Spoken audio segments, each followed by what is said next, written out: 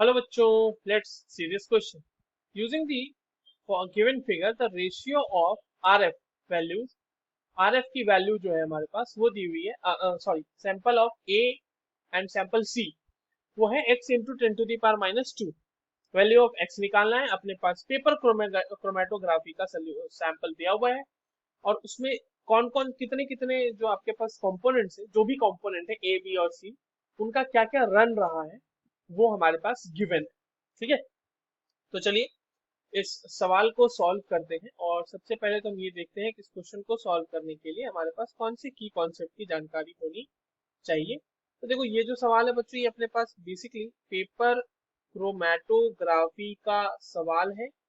और paper chromatography में भी हमें ये पता होना चाहिए कि रिटेंशन फैक्टर किस तरह से कैलकुलेट करते हैं, जिसे आपको आर एफ के फॉर्म में लिखा गया है।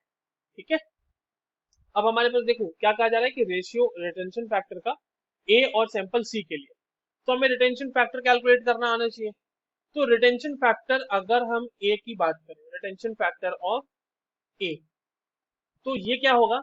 अब आप देखो ध्यान से एनालाइज करो, ये जो अपने पास पेपर क्रोमैटोग्राफी का सैंपल दिया हुआ, ए कितना मूव किया है 5 सेंटीमीटर और सॉल्वेंट फ्रंट कितना है वो 12.5 सेंटीमीटर। रिटेंशन फैक्टर निकलेगा कैसे, जितने जितना रन रहा है ए के सैंपल का, यानी कि 5 centimetre divided by solvent front का रन।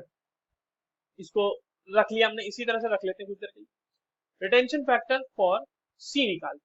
सिमिलरली सी का रन देखिए आप कितना है 10 सेंटीमीटर, ये हो जाएगा 10/12.5।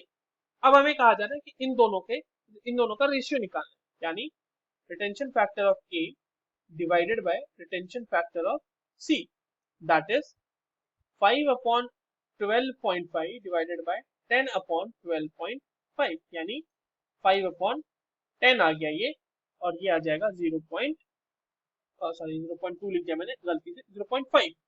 इसे हम लिख सकते हैं 5 × 10⁻⁻1, या फिर आपका मन करे तो इसको 50 × 10⁻² लिख लो, क्योंकि हमारे पास क्वेश्चन में 10⁻² के रिस्पेक्ट में पूछा गया, इसीलिए हम इसको इस तरह से लिख रहे हैं। बात दोनों बराबर ही है। एक्स की वैल्यू यहाँ से आ जाएगी बच्चों 50। So the correct answer for this question is 50। I hope you understood this well. All the very best.